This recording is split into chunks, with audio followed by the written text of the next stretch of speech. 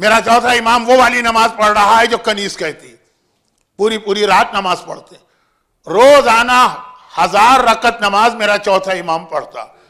اور یہ محاورتاً نہیں ہے کہنے کو، بلکہ باقاعدہ تاریخ میں ہے کہ چوتھے امام کے گھر کے پیچھے جو باغ تھا اس میں 500 کھجور کے درخت تھے، ہر درخت کے نیچے 2 رکعت نماز پڑھا کرتے تھے. 1000 رکعت نماز 24 گھنٹے. اور ایک دن ایسی ہی ایک نماز چل رہی اور گھر میں آگ لگ گئی، مشہور واقعہ. اور ایسے خطرناک آگ کہ سارے گھر والے گھبرا کر بے چین ہو کر کہیں آگ لگ جائے تو کیا حالت ہوتی. فریاد کرتے ہوئے باہر آئے، غلام دوڑے دوڑے گئے، پانی لے کر آئے، پانی چھڑکا جا رہا ہے، آخر آگ بجھ گئی. جب آگ بجھ گئی تو گھر والے واپس آئے. ارے کبھی ایسا ہوتا ہے نا کہ وہ آپ کسی کو مس کر دیتے ہیں، بھول جاتے ہیں لے جانا. دیکھا چوتھا امام تو گھر کے اندر تھا اور مصلی بچھائے ہوئے مصلی پہ جو نماز پڑھ رہا تھا، نماز کنٹینیو پڑھ رہے ہیں نماز. یہ تو خیر جو ہوا سو ہوا، جیسے ہی نماز ختم کی سلام پھیر کے امام نے چاروں طرف دیکھا اور ایک سوال کیا بہت حیران ہو کر، یہ دیواریں جل گئی، یہ دروازے جل گئے، کھڑکیاں جل گئی، یا چھت جل گئی، ہوا کیا؟ اب تو اور حیرت بڑھ گئی کہ سوال تو بتا رہا ہے کہ چوتھے امام کو پتہ ہی نہیں چلا کیا ہوا.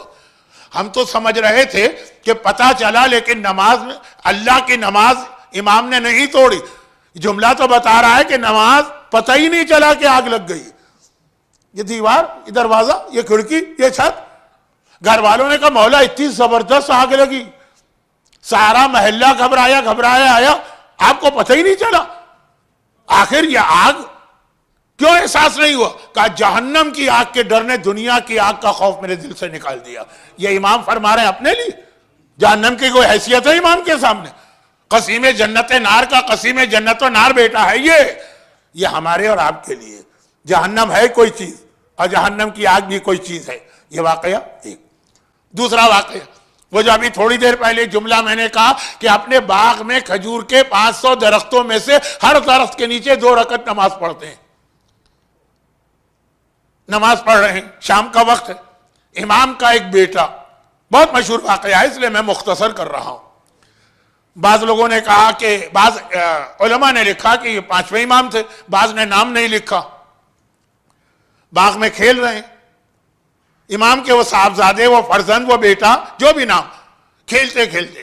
پہلے زمانے میں گھروں میں واٹر سپلائی کا کیا انتظام تھا؟ ہر گھر میں کنواں ہوتا تھا، ضروری تھا، گھر کا ضروری آئٹم پانی یہیں سے ملے گا.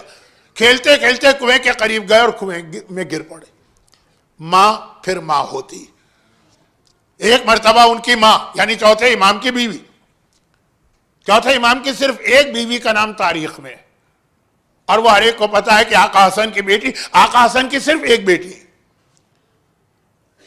آپ زیارت پہ جاتے ہیں تو آپ نے امام حسن کی آج کل کئی بیٹیوں کے نام سنے. وہ ایک ہلا کے قریب کنواں ہے، وہاں سے بھی پانی لاتے ہیں کہ امام حسن کی بیٹی ہے. اور آغا سیستانی اور آغا اسحاق فیاض اور حافظ بشیر صاحب کے گھر سے آگے نکلے تو لیفٹ سائڈ پر سڑک کا نام بھی ہے حسن کی بیٹیاں، پلورل.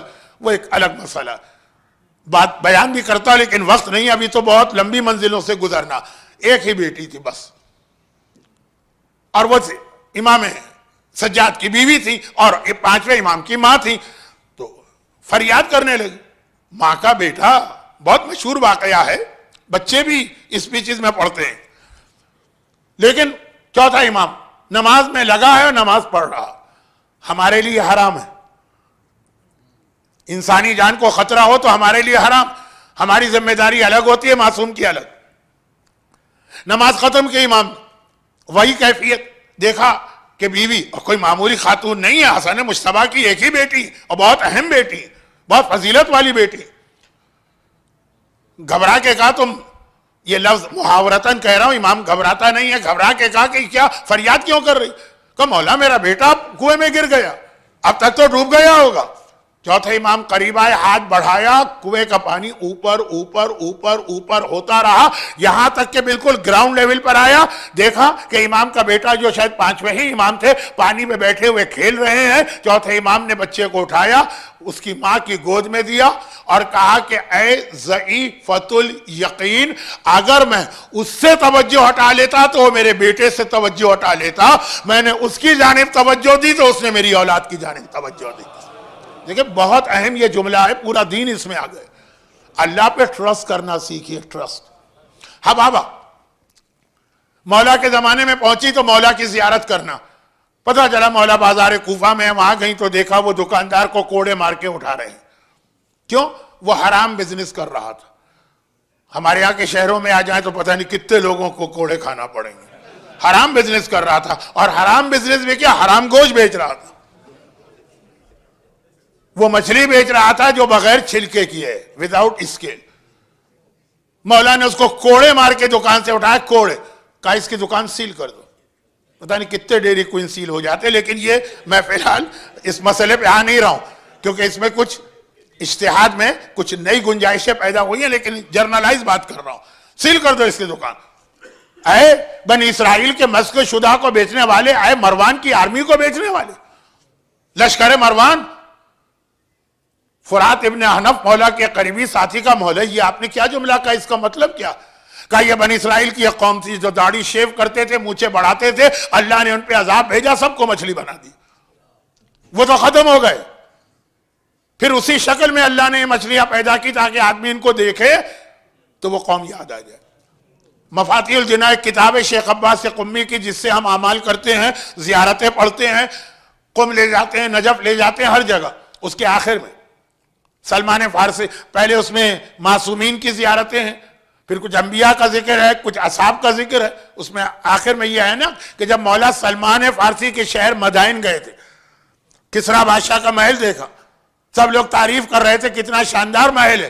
امام نے کہا یہ تعریف کرنے کی جگہ نہیں, عبرت پکڑو کہ کس طرح سے اللہ طاقتور سے طاقتور کو بھی نیست و نابود کر دیتا. ہم جاتے ہیں, اب جو جملہ میں کہہ رہا ہوں, ہم جاتے ہیں ایکویریم میں, اوہو کتنی شاندار مچھلی ہے, کتنی اچھی مچھلی ہے, کتنی بڑی شارک ہے, کتنی بڑی ویل ہے, کتنا بڑا یہ. امام کہہ رہے ہیں عبرت پکڑو, یہ وہ قوم ہے جو چھلکے کے بغیر والی مچھلی, اس کو دیکھ کر اللہ کا عذاب یاد کرو. کوئی یاد کرتا ہے اللہ کا عذاب اس کو دیکھ کر؟ بہت مختصر ایک جملہ کہہ رہا ہوں, ٹائم ہاتھ سے پھسلا جا رہا.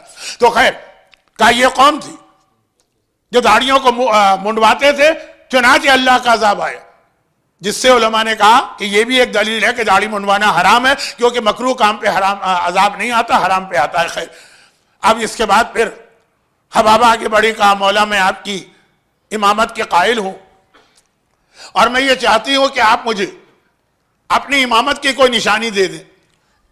اب پرانا زمانہ ہے نا, تو یہ ماربل تو نہیں. امام نے کہا ایک پتھر اٹھا کے لاؤ جو یہاں پڑا, تو پتھر لیا, امام نے اپنی انگوٹھی اس پہ رکھی. بہت مشہور روایت ہے, میں تو روایت ایک طرح سے مجبور ہو کے پڑھ رہا ہوں. امام نے انگوٹھی اس پہ رکھی تو جیسے موم وغیرہ میں نشان بن جاتا ہے, نشان بن گیا پتھر پہ. کہا یہ میری امامت کی نشانی بھی, اور میرے بعد جب حالات ایسے ہو جائیں گے کہ صحیح امام کو پہچاننا مشکل ہوگا, تو وہی میرے بعد امام براق ہے جو اسی طرح سے نشانی لگائے. اب واقعی آگے بڑھتا ہے. مولا کی شہادت حسن کے زمانے میں آئی, تو حسن نے تو خود ہی جیسے ہی دیکھا, کہا بابا آگے آنا. وہ آگے آئیں. امام حسن کی امامت بڑی کنٹروورشل امامت تھی اس زمانے میں. آج بھی جن کو ہم 6 امامی کہتے ہیں اسماعیلی, وہ 5 امامی ہیں, وہ حسن کو نہیں مانتے ہیں. اور جو یمن کے اندر بہت بڑا ایک فرقہ ہے جو ہے تو شیعوں ہی کی ایک شاخ, زیدی, یہ حسن کو نہیں مانتے, کہتے جس نے اپنی امامت سرنڈر کر دی وہ امام نہیں رہا. تو بہت مشکوک والی امامت بنا دی گئی امام حسن کی. حالات دیکھیں, وہ جو ایران نے ایک مووی بنائی ہے, آپ کے آنسو نہیں رکیں گے حسن مجتبیٰ کی مظلومیت دیکھ کر, لیکن یہاں خود ہی اشارے سے بلائے, لاؤ آؤ حبیبہ, پتھر لاؤ. ابھی حبابہ نے کچھ نہیں کہا تھا, امام حسن نے اس پہ مہر لگائی. حسین کہا رسول کی مسجد میں تھے, مہر لگائی. یہاں تک کہ چوتھے امام کا زمانہ آ گیا. چوتھا امام یہ جس کے لیے اتنا واقعہ میں نے پڑھا, کہہ رہی ہیں کہ اب میں ان کی خدمت میں بھی گئی کہ بھائی مجھے ایک یادگار مل رہی ہے. ایک امام کا تبرک کربلا سے, ذرا سا اگر مثلا کوئی کپڑے کا ٹکڑا آ جائے تو آپ کتنی عقیدت اور احترام سے اس کو رکھتے ہیں، یہاں تو امامت گئی. لیکن کہہ رہی یہاں میں پریشان ہو گئی، ہر امام کے پاس جاتی تھی، خود امام ہی مجھے بلا کے نشانی دے دیتے. یہاں پہنچی تو چوتھا امام مصلی پر، اور نماز نماز نماز نماز سلسلہ رک ہی نہیں رہا. یہاں تک کہ میں گھبرا گئی. میں نے فریاد کی، خدا بندہ اب میری زندگی کا آخری حصہ، کیونکہ یہ 113 ایئرز کی ہو گئی تھی، 113 سال. یہ آخری حصہ ہے، اگر اسی طرح سے میں انتظار کرتی رہی تو کسی وقت یہیں موت آ سکتی. ادھر خدا سے دعا کی، امام نے نماز ختم کی، اب فوراً نہیں کھڑے ہوئے، مجھے بلائے اور اس کے بعد کہا کیا کام. میں نے کہا وہ آپ کی امامت مجھے یقین ہے لیکن ذرا نشانی مل جائے. امام نے اس کے اوپر مہر تو لگائی، لیکن یہ فرمایا کہ تو اتنی فریاد کیوں کر رہی. کہا مولا آپ دیکھیے میں 113 سال کی ہوں، کسی وقت بھی مر سکتی ہوں. امام نے کہا میرے سامنے کیا کہہ دیا. ایک بار خالی انگلی سے اشارہ کیا، یہ 113 سال کی حبابہ تقریباً 18 سال 20 سال کی جوان لڑکی بن گئی، جوانی واپس آ گئی. کہا مولا بتائیے میری زندگی کتنی واقعی کا یہ خدائی راز ہے، ہم کسی کو نہیں بتاتے ہیں. اب یہ واقعہ یہاں پہ رک جانا چاہیے، یعنی مجھے آگے بڑھ جانا چاہیے دوسرے واقعے پر، لیکن اب پوری بات کر لوں. پھر 5ویں امام کے پاس گئے. فرماتی ہے کہ وہاں بھی مجھے اس لیے انتظار کرنا پڑا کہ امام خانہ کعبہ کے صحن میں بیٹھے تھے اور 1000 مسائل کا جواب میرے سامنے دیا ہے. 1000 مسائل. یہاں 1 گھنٹے کا میں کوسچن آنسر کا سیشن رکھوں آپ بہت زیادہ تھک جائیں گے. اول تو آئیں گے نہیں، جو آئیں گے بھی 1000. پھر موقع ملا، مہر 6واں امام 7واں امام 8واں امام، ان کی امامت میں مہر لگوا کے ان کا انتقال ہوا ہے. یہ واحد خاتون ہے جنہوں نے 8 اماموں کا زمانہ دیکھا، حبابہ والدیہ. لیکن جو اصل واقعہ تھا وہ 4تھے امام کا تھا، صرف اشارہ کیا اور یہ ایک مرتبہ پھر جوان ہو گئی. لوگ کہتے ہیں مولانا کوئی طریقہ ہے کہ ہماری بھی جوان ہو جائے. چلے وہ بعد میں پوچھئے، شہادت کی مجلس میں نہیں پوچھئے گا، کسی اور مجلس میں پوچھئے گا. آگے بڑھئے. وہ بہت ہی مشہور واقعہ ہے ابو خالد کابلی. اللہ کرے یہ جملہ مجھے نہ کہنا پڑے کہ آئی ایم پریٹی شیور کہ 50% مجمع نے نام ہی نہیں سنا. شاید 16 ہے، شاید 18 ہے، شاید 19. یہ جملہ ہے روایت کا کہ آقا حسین کے بعد جتنے بھی اس زمانے کے شیعہ تھے 4تھے امام کی امامت کے بارے میں سب کنفیوز ہو گئے تھے. جو کل کی مجلس میں آئے گا امام زمانہ سے جب میں میچ کروں گا. محمد حنفیہ نے کی امامت کی طرف چلے گئے، حضرت عیسیٰ کے واقعے کی طرف چلے گئے. امام کا جملہ ہے صرف 3 شیعہ ایسے تھے جو کربلا کے بعد میرے جد 4تھے امام کے ساتھ پہلے دن سے رہے. ہاں بعد میں بہت سے پلٹ کیا. ان 3 میں ایک نام تھا یحییٰ اور ایک نام تھا ابو خالد کابلی کا. اتنا پکا مومن ہے یہ، لوگ نام ہی نہیں جانتے ان کا. انہی سے وہ روایت آئی ہے کہ بیویوں کے ساتھ کیسا برتاؤ اور ایٹیٹیوڈ، لیکن آج کے لیے وہ روایت مناسب نہیں. وہ ابھی ہمارا موضوع انکمپلیٹ ہے نا طلاق والا، تھوڑی بات کل یا پرسوں ہو جائے گی. واقعہ 4تھے امام کا یہ ہے. اتنے واقعات میرے سینے میں ہیں کہ ایک اشرا تو مجھے کم لگتا ہے، 30 مجلسیں مجھے چاہیے ہوتی ہیں. لیکن فی الحال آج تو آپ حضرات کی آپ دعا کر رہے ہوں گے نا 4تھے امام سے کسی طرح جلدی تو ختم کریں. تو بس یہ آخری منزل ہے ابو خالد کابلی.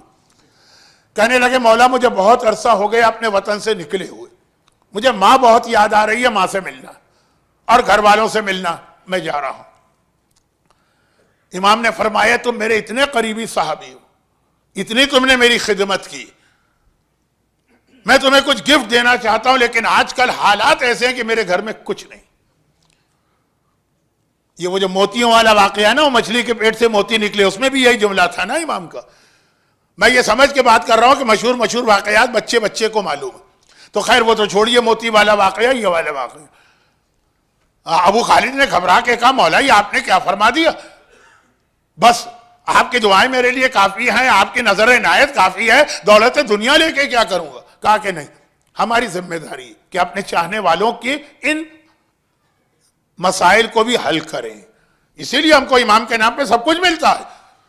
خالی وہ آخرت نہیں دلواتے، وہ ہمیں دنیا بھی دلواتے ہیں. کہا تو ایک کام کرو، کل ملک شام بہت مشہور واقعہ ہے لیکن مجھے نہیں پتا مشہور ہے کہ نہیں. کل ملک شام کا ایک ملینر مدینے آ رہا, اور اس لیے مدینے آ رہا ہے کہ اس کی بچی بہت بیمار ہے اور اسے بہت محبت ہے اپنی بچی سے. اس نے ساری دنیا میں, اس زمانے میں جو دنیا تھی, ہر جگہ گھوم پھر کے اپنی بچی کا علاج کرانا چاہا, اس کی بچی ٹھیک نہیں ہوئی. تب وہ آخر میں مدینے آ رہا, کل آئے گا وہ. اور مسئلہ یہ ہے کہ اس کی بچی بیمار نہیں ہے, اس پر ایک جن آ گیا. اب ان واقعات سے کچھ لوگ غلط بھی فائدہ اٹھاتے ہیں.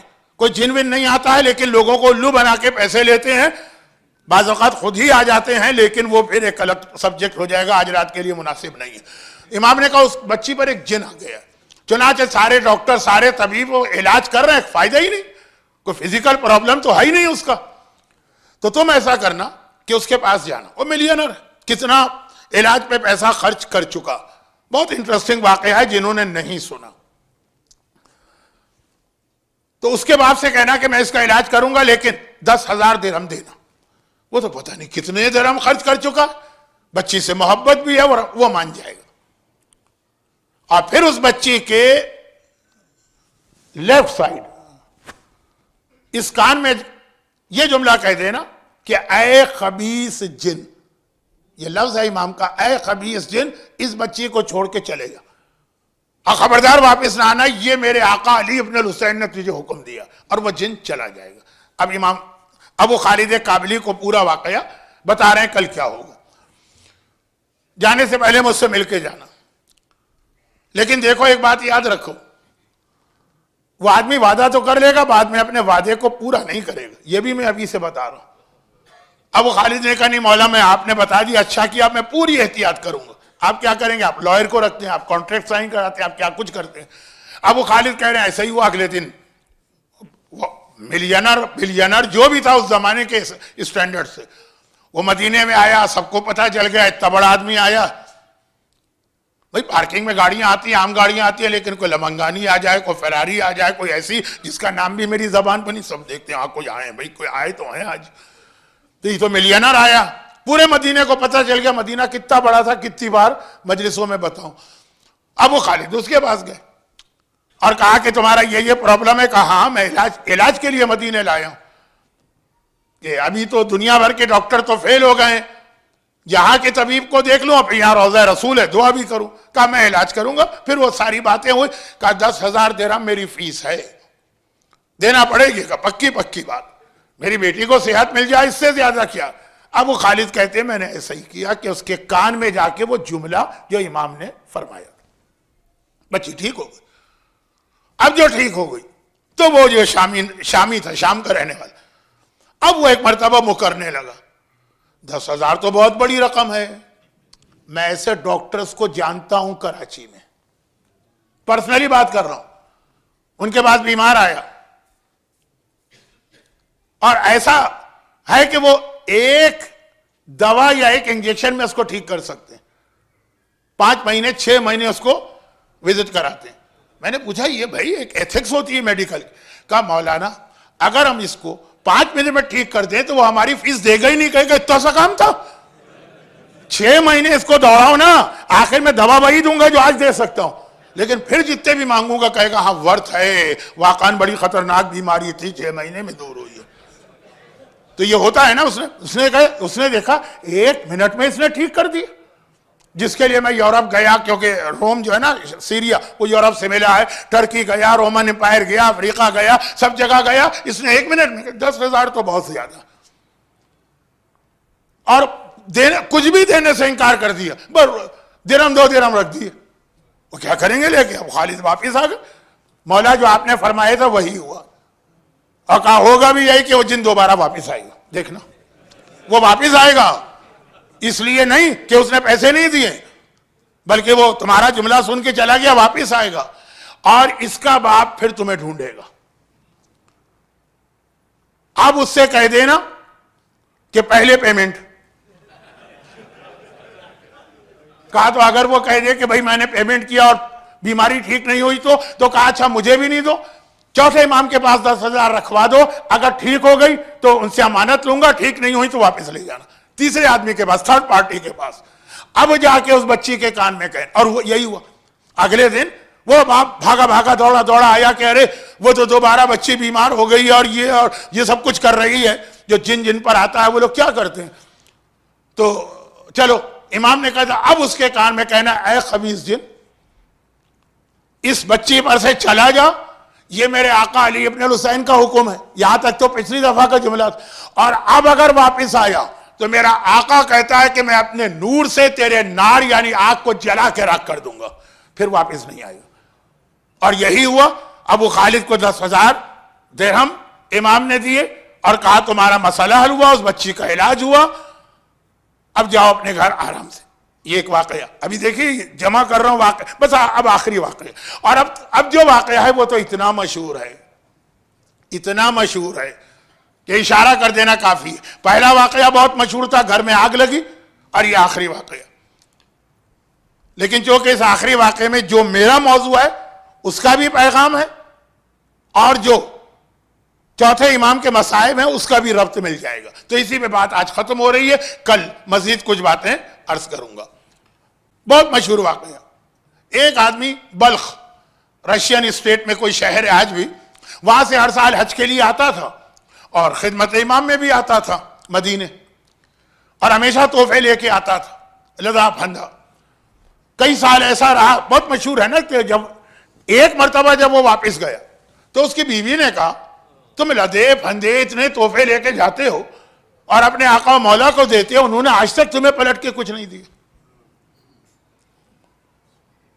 میں نے اس آدمی نے اپنی بیوی سے کہا ارے یہ کیا بک رہی ہو, وہ زمین و آسمان کے مالک ہیں, وہ سب کچھ دے سکتے ہیں, مجھے اس وقت ان سے کچھ چاہیے بھی نہیں, اللہ نے سب کچھ دیا. کہا لیکن تحفے وہ لے لیتے, کبھی تو پلٹ کے کچھ دے تمہیں بدلے میں, چاہے ضرورت ہو چاہے ضرورت نہ ہو. کیا ایک انگریزی کا لفظ ہے نا شاید, ایکسچینج آف گفٹ, کہ ٹھیک ہے ضرورت نہیں ہے. کہا بس چپ ہو جاؤ, مولا کی شان میں گستاخی نہ کرو, ختم ہو گئی بات. اس سال پھر یہ حج پر آیا, بہت مشہور واقعہ. میں کیسے واقعے کو جلدی سے بھی بیان کر دوں, اور یہ ہے کہ وہ پہلے دن والے لقمان کی زبان والی بات بھی نہ ہو, یہ بعد میں لوگوں نے کہا مولانا اس کو کمپلیٹ کر دیں. خیر, تو جلدی سے. اب آیا اس سال امام کے پاس, امام کو تحفے دی, ہمیشہ لدا پھندا آتا. امام نے اس سے کہا کہ کھانے کا وقت ہے, آؤ بیٹھ جاؤ کھانا کھائے. اس کے بعد امام پانی لے کر آئے لوٹے میں تاکہ اس کے ہاتھ دھولا. گھبرا گیا, کانپ اٹھا, مولا میرے آقا اور مولا امام وقت, میں آپ کا ادنا غلام, میں اپنے ہاتھ آپ سے دھلواؤں؟ مولا یہ خدمت میں کروں گا, آپ نے بھی تو کھانا کھائے نا, یہ خدمت میں کروں گا, میں آپ کے ہاتھ دھونا چاہتا ہوں. امام نے کہا دھو. آپ نے سنا کہ اس نے لوٹے سے پانی ڈالا, امام نے ہاتھ دھونا شروع کیے, اور ایک مرتبہ اس سے کہا دیکھ یہ جو تشت ہے اس کے اندر کیا ہے؟ کہا پانی. کہا نہیں غور سے دیکھ. اب جو اس نے دیکھا تو سرخ یاقوت, ریڈ کلر کا جو روبی ہے, 1/3 تشت اس سے بھر گیا. امام نے کہا اچھا پھر ہاتھ دھلاؤ. دوبارہ ہاتھ دھلائے. اب کیا ہے؟ کہا پانی. کا غور سے دیکھ تو گرین کلر کا جو کیا ایمرلیٹ کہتے ہیں انگریزی میں, زرد زمرد سبز, وہ نظر آئے. کہا مولا یہ تو زمرد سبز ہے. کہا اور ہاتھ پھیلاؤ. تیسری بار جو اس نے ہاتھ دھلائے, اب کیا ہے؟ کہا مولا پانی. کہا غور سے دیکھا تو سفید رنگ کے موتی ہیں. اب تشت یہ 3 جواہرات سے بھر گیا, سرخ یاقوت, سبز زمرد, سفید موتی. امام نے کہا جا لے جا اور اپنی بیوی سے کہے کہ تو جو کمپلین کرتی تھی نا, یہ بدلے میں دیا. میں تیزی سے آگے بڑھ رہا ہوں, ورنہ بیچ میں رک کے کچھ ڈیٹیل بھی بیان کی جا سکتی ہے, وقت نہیں ہے. چنانچہ یہ واپس گئے, اور جانے کے بعد بیوی سے وہی بات کہی, میں نے تجھ کو منع کیا تھا میرے مولا کی شان میں گستاخی نہ کر.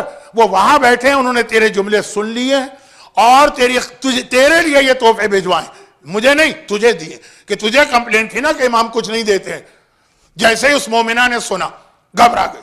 کہا وہ تو پھر امام براق ہے, پہلے میرے دل میں شک تھا, اب یقین ہے, اب تو میں بھی ان کی زیارت کے لیے جاؤں گی, مجھے لے کے چلنا. لے کے چلا. اب ہوا یہ کہ جب یہ مدینے پہنچا, ہوٹل میں سامان رکھا, جیسے ہی سامان رکھا بیوی مر گئی. بہت مشہور واقعہ. گھبرا گیا, زیارت کی تمنا لے کے آئی ہے, ہوٹل تک پہنچ گئی مدینے میں, لیکن موت آ گئی. وہ سیدھا امام کی خدمت میں آیا, غمگین بھی ہے.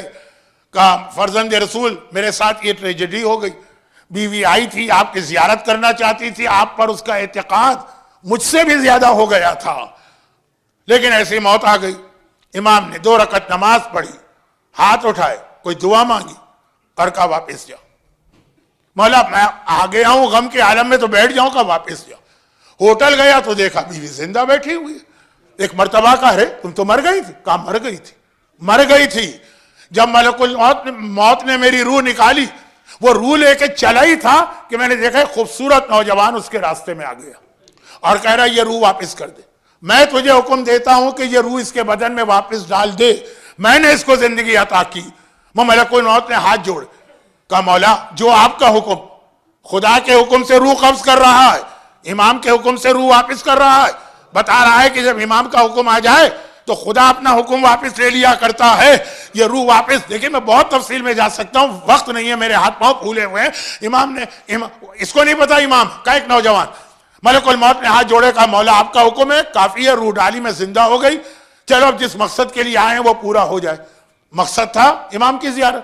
جیسے ہی امام کے حجرے میں گئی, امام کا چہرہ دیکھا, پکار اٹھی, تو وہی ہے, یہ تو وہی ہے, یہ تو وہی ہے. شوہر کہنے لگا پاگل ہو رہی ہے, کیا وہی ہے وہی؟ کہا ملک الموت کو جنہوں نے روکا تھا اور کہا تھا کہ میں حکم دیتا ہوں کہ اس کی روح کو واپس, یہ وہی تو ہیں, یہی تو میرے آقا اور مولا ہیں. ایک مرتبہ امام نے کہا ہم نے تجھے 30 سال کی نئی زندگی عطا کی ہے, تو 30 سال اور زندہ رہے گا. یہ سارے امام کے معجزات, الگ الگ واقعات. اب آئیے ذرا ایک نتیجہ بھی نکال لیں, بہت لمبی بات ہونے کے باوجود نتیجہ تو نکالنا ہی ہے. کل تو یہ دوبارہ سارے واقعات نہیں دہراؤں گا. آپ نے دیکھا آگ لگی اور امام اس آگ میں بیٹھ کے نماز پڑھتے رہے. یاد آیا کوئی ابراہیم خلیل خدا کا معجزہ ہے, آگ میں پھینکا گیا اور سلامت رہے. سجاد نے وہ معجزہ دکھایا. آپ نے دیکھا بچہ کنویں کے پانی میں گرا, سلامت رہا. کوئی نبی یاد آیا, یہ موسیٰ کلیم اللہ ہے. فرعون کا لشکر پیچھے پیچھے آ رہا, موسیٰ پانی میں جا رہے, سلامت رہے. آپ نے دیکھا انگلی سے اشارہ کیا, حبابہ بوڑھی ہو کے جوان ہو گئی. کوئی نبی یاد آیا, وہ یوسف نبی تھے, زلیخا کو دیکھا, بڑھاپے کو جوانی سے بدلا. آپ نے دیکھا کہ جن آیا اور حکم امام سے چلا گیا. کوئی نبی یاد آیا, وہ سلیمان نبی تھے کہ جن کی حکومت جنوں پہ ہوتی تھی. آپ نے دیکھا کہ مر گئی تھی عورت, حکم امام آیا, زندہ ہو گئی. کوئی نبی یاد آیا, یہ عیسیٰ روح اللہ ہے جو مردوں کو زندہ کرتے. سجاد نے کہا میرا بابا ہر ایک کا وارث ہے, وارث ابراہیم, وارث موسیٰ, وارث یوسف, وارث سلیمان. آؤ میں ثابت کرتا ہوں, ابراہیم کا معجزہ بھی دکھایا, موسیٰ کا معجزہ بھی دکھایا, عیسیٰ کا معجزہ بھی دکھایا, اپنے باپ کی میراث کو ثابت کیا.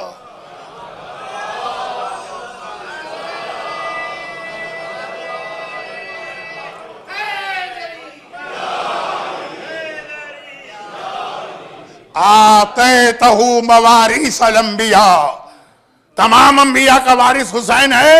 وہاں دعویٰ تھا, سجاد نے دلیل دی. سارے مشہور واقعات, ایک نتیجہ نکالا.